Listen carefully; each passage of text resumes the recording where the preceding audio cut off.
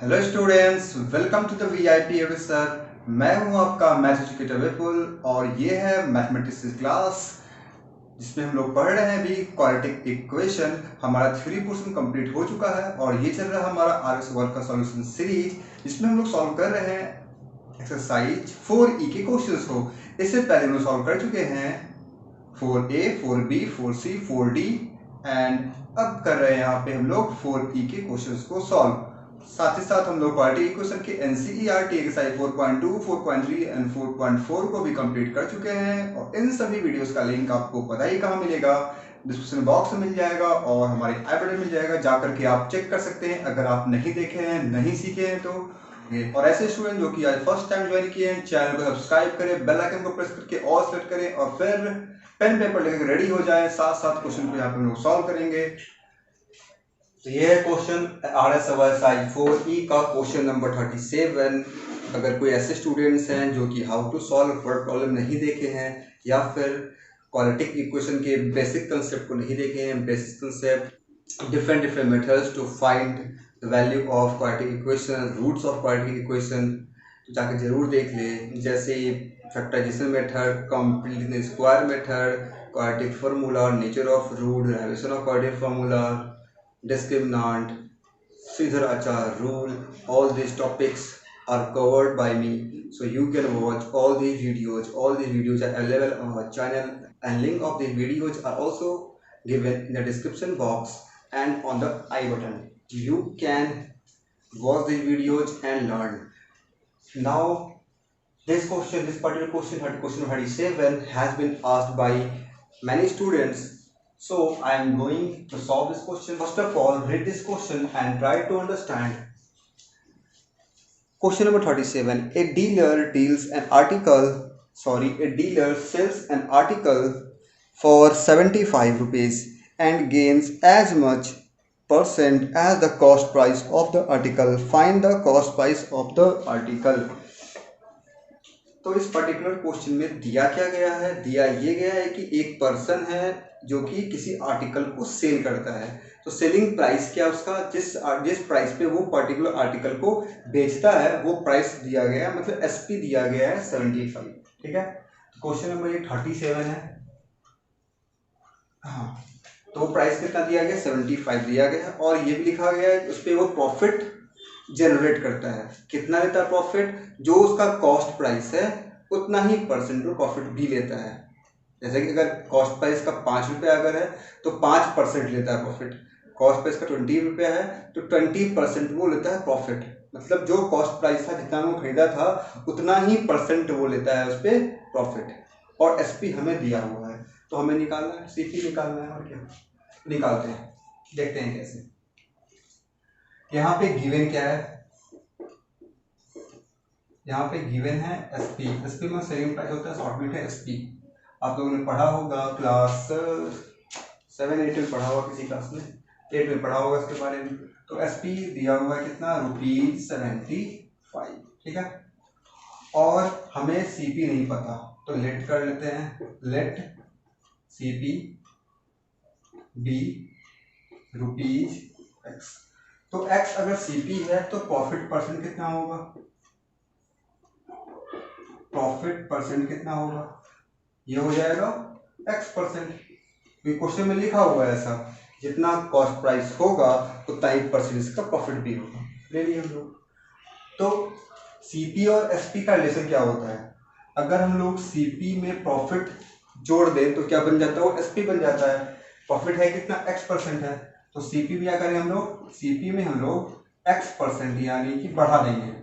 जब कभी प्रॉफिट हो क्या करते हैं हम लोग? 100 में प्लस कर देंगे और जब कभी भी लॉस होगा तो 100 में से माइनस कर देंगे। यहाँ पे क्या है? x% का प्रॉफिट हो रहा है तो x को हम लोग 100 में ऐड कर दिए। ये कितना? और परसेंट में हट जाएगा, परसेंट यहाँ पे 100 आ चुका है। ये कितना हो जाएगा?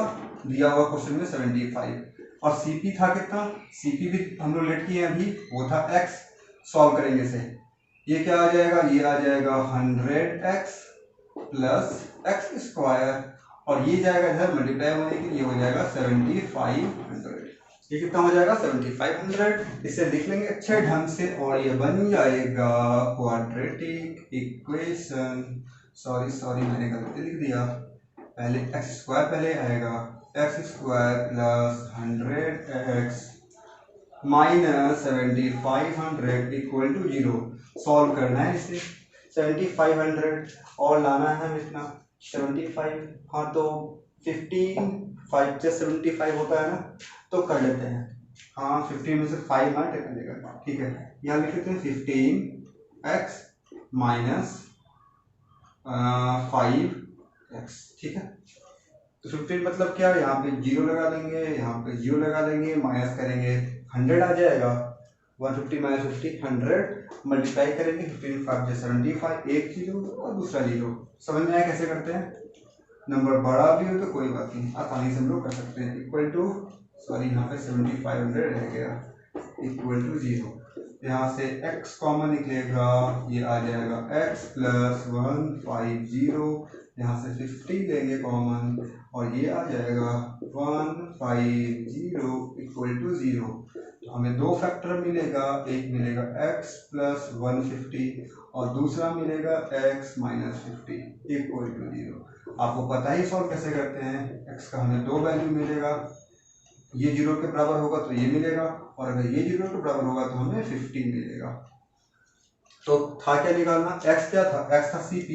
तो CP क्या नेगेटिव होता है, किसी चीज़ का प्राइस, कॉस्ट प्राइस हो, सेलिंग प्राइस हो, कोई भी प्राइस हो, क्या कभी नेगेटिव होता है, नहीं होता है। तो हम लोग इसे क्या करेंगे, नहीं लेंगे। किसे लेंगे, 50 को लेंगे। तो CP क्या हो गया आपका 50 रुपये।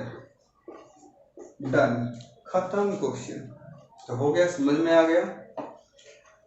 छोटा सा क्वेश्चन था। पता है आप लोगों को प्रॉब्लम क्यों हुई इस क्वेश्चन में, बहुत सारे स्टूडेंट इस क्वेश्चन में पूछा था, इस पर्टिकुलर क्वेश्चन को, क्योंकि आप लोग प्रॉफिट लॉस का कंसेप्ट भूल चुके हैं। क्लास 8 में पढ़ा, उसके बाद दोबारा पढ़ा नहीं, और कंसेप्ट को क्या समझा था क्लास 8 में, याद किया होगा उस वक्त formula CP equal to this, SP equal to this, profit equal to this, ऐसे करके आप फॉर्मूला भूल चुके हैं। इसलिए आपको लगा कि ये क्वेश्चन सॉल्व नहीं होगा मुझसे, लेकिन फॉर्मूला की यहाँ जरूरत ही नहीं है। कैसे, अगर यहाँ पे CP नहीं दिया गया है, SP दिया गया, प्रॉफिट पता है हमें, तो क्या करेंगे हम लोग, CP में जब बढ़ा देंगे हम लोग, जो परसेंट दिया गया उतना परसेंट इंक्रीज कर देंगे, पहुंच जाएंगे SP पे। कब प्रॉफिट होगा तब, पर लॉस हो गया हम लोग वहाँ से CP में से उतना परसेंट माइनस कर देंगे। तो माइनस को बढ़ाते कैसे हैं, जब बढ़ाना होगा 100 में ऐड कर देंगे, जब कम करना होगा 100 में से माइनस कर देंगे, बस सिंपल। इससे दिमाग में रखिए हमेशा, प्रॉफिट हो रहा है तो मतलब CP से ज़्यादा में बेच रहे होंगे, ऑब्वियस है। जब खरीदेंगे कम में, बेचेंगे ज़्यादा में, तो CP तो प्रॉफिट होगा हमें। और अगर कम में बेच रहे हैं, खरीदे ज़्यादा में, फिर लॉस होने वाला। लॉस से कैसे माइनस करेंगे 100 में से, और प्रॉफिट किस में 100 में ऐड कर देंगे। आई होप ये कंसेप्ट भी आप लोगों को समझ में आया होगा, इसे माइंड में रखें, ठीक है। तो लिख के बता दें इससे समझ में आ गया कमेंट बॉक्स में, और फिर हम लोग यहाँ पे नेक्स्ट क्वेश्चन सॉल्व करेंगे। ये है हमारा आज का पार्ट नंबर 8। इससे पहले 7 पार्ट्स आ चुके हैं इस पर्टिकुलर एक्सरसाइज पे, एक्सरसाइज 4 ही में। मतलब आप समझ सकते हैं अब तक 37 क्वेश्चन को सॉल्व करने के लिए मैंने अब तक 7 पार्ट्स में वीडियोस को बनाए हैं। तो एक्सप्लेनेशन का लेवल क्या होगा आप लोग समझ सकते हैं। अगर अब तक नहीं देखे हैं उन सभी पार्ट्स को, जाकर जरूर से देखें, बहुत कुछ सीखने को मिलेगा। और क्वेश्चन को सॉल्व कैसे करते हैं वो भी आप वहाँ पे सीख जाएंगे। आपके क्वेश्चन आपके स्क्रीन पे विजुअल हो रहा है, पहले क्वेश्चन को पढ़ते हैं। क्या लिखा है, क्वेश्चन 38 दो पार्ट में है, मतलब उसमें दो क्वेश्चन है, क्वेश्चन 1 और 2। तो यहाँ पे हम लोग क्वेश्चन 1 को लिए, क्वेश्चन 2 आप लोगों को खुद से सॉल्व करना है। क्वेश्चन 1 में लिखा क्या है पहले पढ़ते हैं। क्वेश्चन 1 में लिखा हुआ है 1 year ago a man was 8 times as old as his son। तो 1 साल पहले की बात हो रही है, यहाँ पे 1 साल पहले की बात हो रही है। मैन जो है वो 8 टाइम्स ओल्ड था अपने सन के। Now his age is equal to square of his son's age, find their age. तो इसे हम लोग यहाँ पे सॉल्व करते हैं। क्वेश्चन समझ में आ ही गया होगा, मैन और सन है। तो मैन का जो एज है वो क्या है, वो 8 टाइम्स ओल्ड है। 1 साल पहले सन का एज था। तो सन का एज क्या था नहीं पता, मैन का एज क्या है नहीं पता, दोनों क्या है अननोन क्वांटिटी। तो लेट कर लेते हैं फटाफट से हम लोग। क्या लेट करेंगे, let the present age of son be x years. ये एज वाले जो क्वेश्चंस होते हैं ये मैंने आपको बताया था, ये जो एज वाले क्वेश्चन होते हैं ये मैंने बताया था जब मैंने बताया था आप लोगों को how to solve word problem. उस वीडियो में मैंने कुछ एग्जांपल्स किए थे, इसमें से किसी स्टूडेंट से मुझसे एक क्वेश्चन पूछा था, उसे मैंने वहाँ पे इंक्लूड किया था। वो क्वेश्चन काफ़ी अच्छे क्वेश्चन थे, आप जाकर के चेक कर सकते हैं। फिलहाल ये देखें, ये भी क्वेश्चन अच्छे हैं। Let the present age of son be x. तो करते क्या, मैंने बताया भी था कि हमेशा प्रेजेंट एज को लेकर के चलें ताकि आप लोगों को कोई दिक्कत नहीं होगी। हालांकि आप चाहें तो एक साल पहले की एज को भी लेट कर सकते हैं, लेकिन प्रेजेंट एज को ले चलेंगे तो प्रॉब्लम आपको नहीं आएगी। देखते हैं यहाँ पे कैसे। तो क्या करिए, सन का जो प्रेजेंट एज है वो क्या है, एक्स ईयर्स। यहाँ बात क्या हो रही है, 1 ईयर एगो। तो लिख लेंगे हम लोग यहाँ पे 1 ईयर एगो। क्या रहा होगा इसका एज, एज ऑफ सन, सन का एज क्या रहा होगा, अभी x है तो ऑब्वियस है कि x माइनस 1 रहा होगा। तो इसके फादर का एज क्या रहा होगा, मैन लिखा या फादर जो भी लिखा हो, मैं फादर लिख रहा हूँ, जो भी क्वेश्चन में लिखा हो वो लिख लीजिएगा आप लोग। तो क्या लिखा, 8 टाइम्स है, 8 टाइम्स किसका, जो उसके सन का एज एक साल पहले था, कितना था, ये था। तो 8 इंटू एक्स माइनस 1 ईयर्स। ठीक है, ये समझ में आ गया। फिर क्या लिखा है क्वेश्चन में, now his age is square of his son's age. तो अब मतलब क्या, अब का जब भी बात करेगा मतलब प्रेजेंट एज की बात हो रही है। ध्यान रखना है, जो भी कुछ क्वेश्चन में लिखा जाएगा वो हमेशा प्रेजेंट एज के रिस्पेक्ट में लिखा जाता है। ये बात नोट कर लेना है माइंड में, हमेशा के लिए ध्यान रखना है। अगर क्वेश्चन में मेंशन नहीं किया हुआ ऐसा कुछ कि कब से बात हो रही है तो समझना है कि वो प्रेजेंट एज को ही लेकर चल रहा है, आपको भी प्रेजेंट एज को लेकर ही चलना है। ठीक है, तो यहाँ पे बात हो रही है कि अब मतलब क्या, प्रेजेंट में क्या है कि सन, मैन का जो एज है, फादर का एज जो है, यहाँ पे मैन लिखा है क्वेश्चन में, से मैन कर देते हैं। ठीक है, मैन का जो एज है वो क्या है, सन की एज का स्क्वायर है।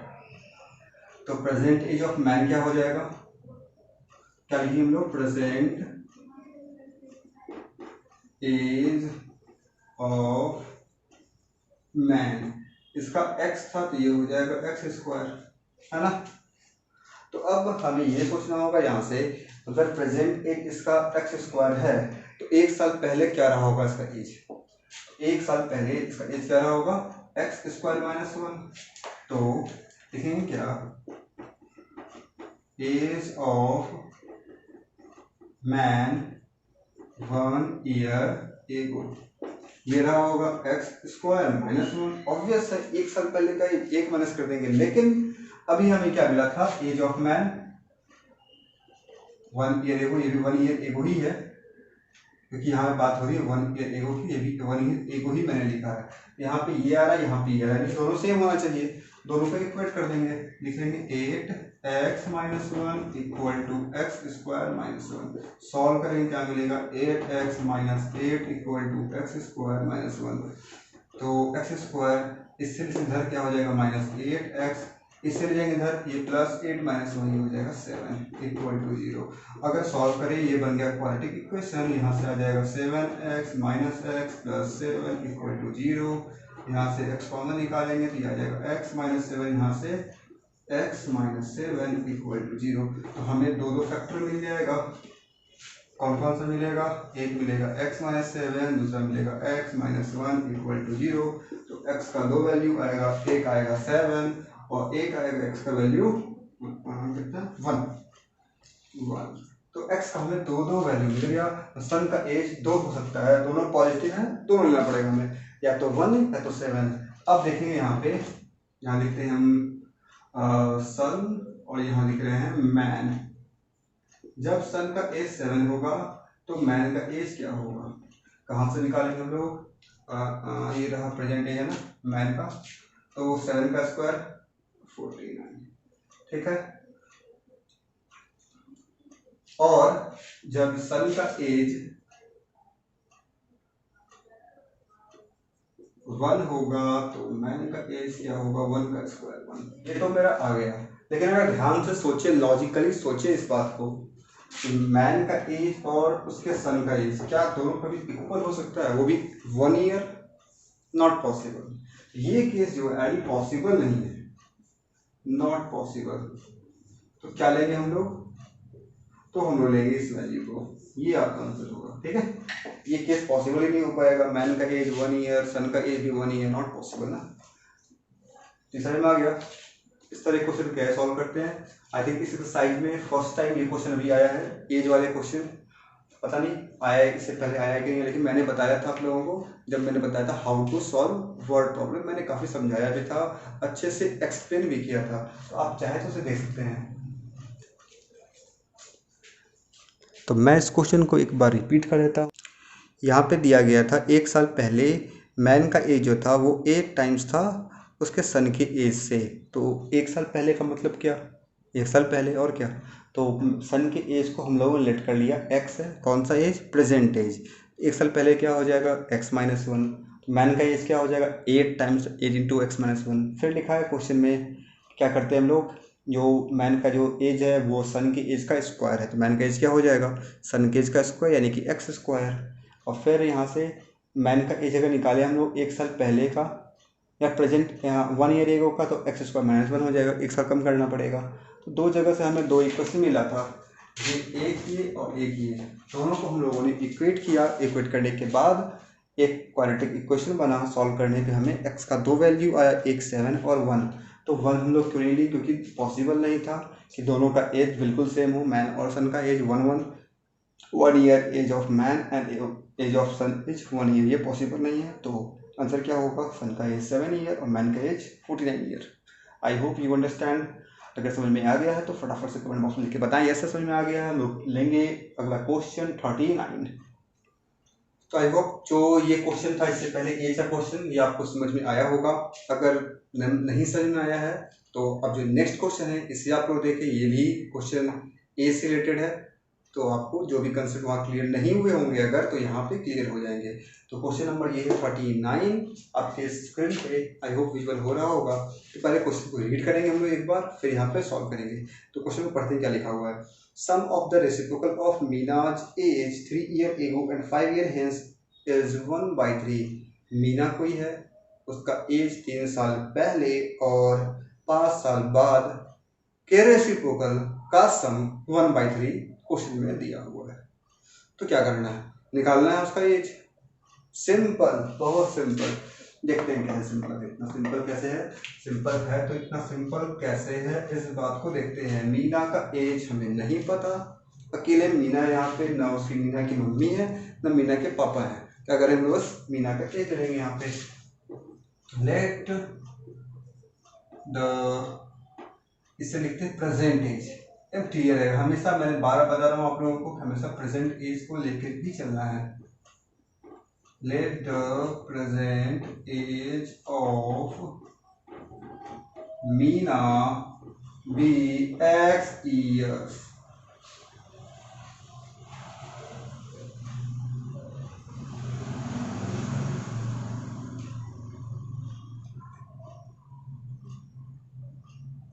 तो 3 साल पहले, 3 ईयर एगो मतलब 3 साल पहले क्या हो जाएगा,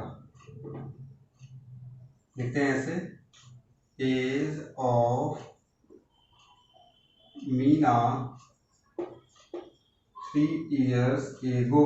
क्या करेंगे, सिंपल, बहुत सिंपल, x में से 3 को माइनस कर देंगे। इसका आज का एज x है, 3 साल पहले 3 माइनस कर देंगे।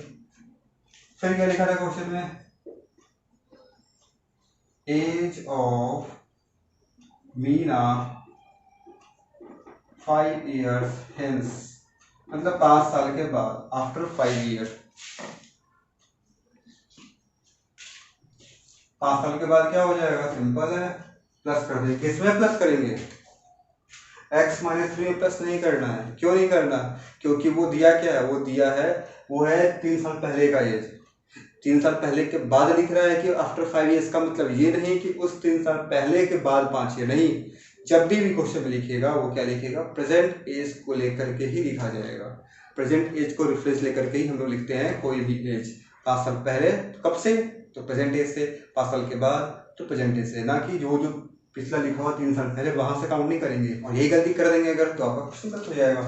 तो क्या हो जाएगा, प्रेजेंट एज x है तो अभी हो जाएगा x + 5 5 साल के बाद। और लिखा क्वेश्चन में इन दोनों एज के रेसिप्रोकल का सम जो है वो 1/3 है। तो कर देते हैं, इसका रेसिप्रोकल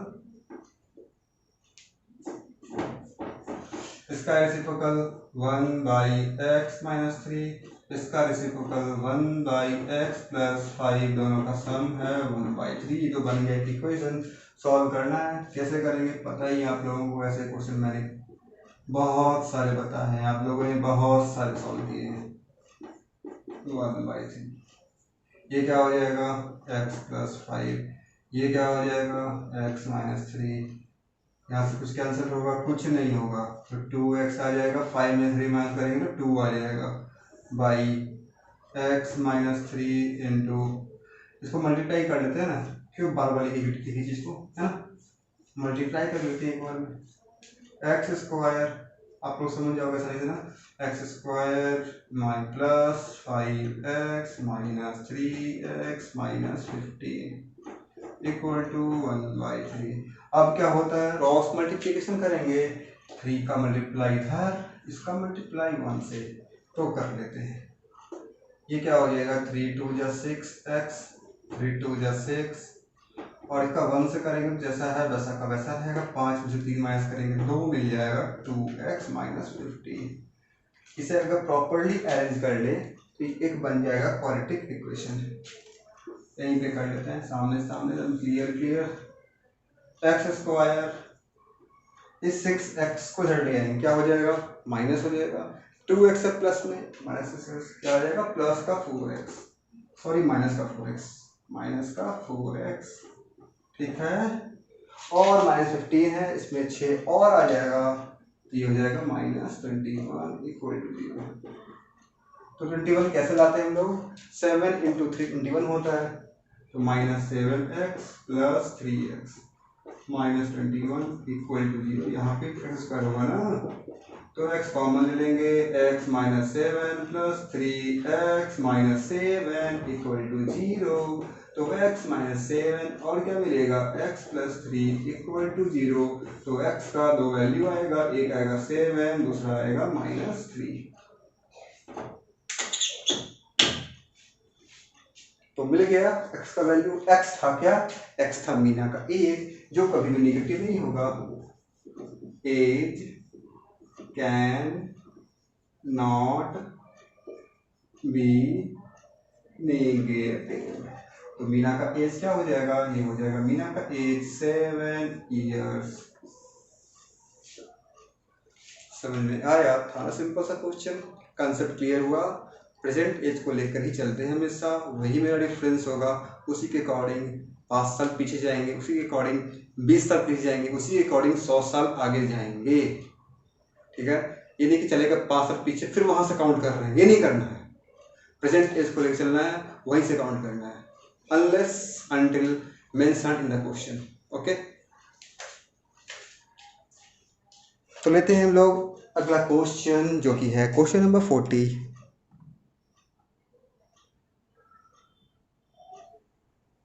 तो के यहाँ पे हमारे सामने एक और क्वेश्चन है, exercise 4E RS Agarwal exercise 4E का क्वेश्चन नंबर 40 हम लोग सॉल्व करते करते अब क्वेश्चन 40 पे पहुंच चुके हैं। मतलब अब तक 40 क्वेश्चन सॉल्व कर चुके हैं। मैक्सिमम क्वेश्चन मैंने सॉल्व किया है। स्टार्टिंग में कुछ कॉमन क्वेश्चंस थे जिसे मैंने छोड़ दिया था आप लोगों के लिए। बाकी सभी क्वेश्चंस जो भी आपके प्रॉब्लम्स थे, खासकर आप लोगों को जिस क्वेश्चन में प्रॉब्लम हो रही थी, वो सभी क्वेश्चन मैंने यहाँ पे सॉल्व किए हैं। अगर आपने नहीं देखा है तो जाकर जरूर से देख लें।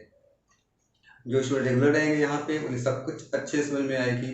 जो बीच में आएंगे, एक हिस्सा देखेंगे, चले जाएंगे, तो उन्हें प्रॉब्लम हो सकती है। तो आपसे मैं यही रिक्वेस्ट करूँगा कि आप लोग पूरा का पूरा कोर्स देखें, स्टार्टिंग से देखें, जो चैप्टर स्टार्ट हो रहा है शुरू से ज्वाइन करें और कोई भी वीडियो हमारे मिस ना करें, ठीक है। तो अभी फिलहाल क्वेश्चन सॉल्व करते हैं। क्वेश्चन 40 में लिखा क्या, पढ़ने के बाद अच्छे से, sum of the age of a boy and his brother 25 years and the product of the age in years is 126। यहाँ पे लिखा क्या है कि एक बॉय है और उसका ब्रदर है जिसका एज का सम 25 इयर्स दिया हुआ है और उसके एज का जो प्रोडक्ट है वो दिया हुआ 126। तो करेंगे क्या, तो करते ऐसे हैं। ये क्वेश्चन बिल्कुल 31 के जैसा है और अभी मैंने कोई सॉल्व किया था 37 कोई क्वेश्चन था, इसमें मार्क्स दिया हुआ था, पी का मार्क्स था साइंस और मैथ का, 31 में मैथ्स और इंग्लिश का था। बिल्कुल सेम ये क्वेश्चन है। तो यहाँ भी करते हैं हम लोग सॉल्व ऐसे ही। यहाँ पे बॉय है उसका ब्रदर है, तो ये रहा बॉय और ये रहा उसका ब्रदर, बॉय एंड ब्रदर, दोनों के एज का सम किया 25। तो लेट कर लेते हैं बॉय का एज x ईयर तो ब्रदर का एज y ईयर। ठीक है, ऐसे मैंने सॉल्व किया था।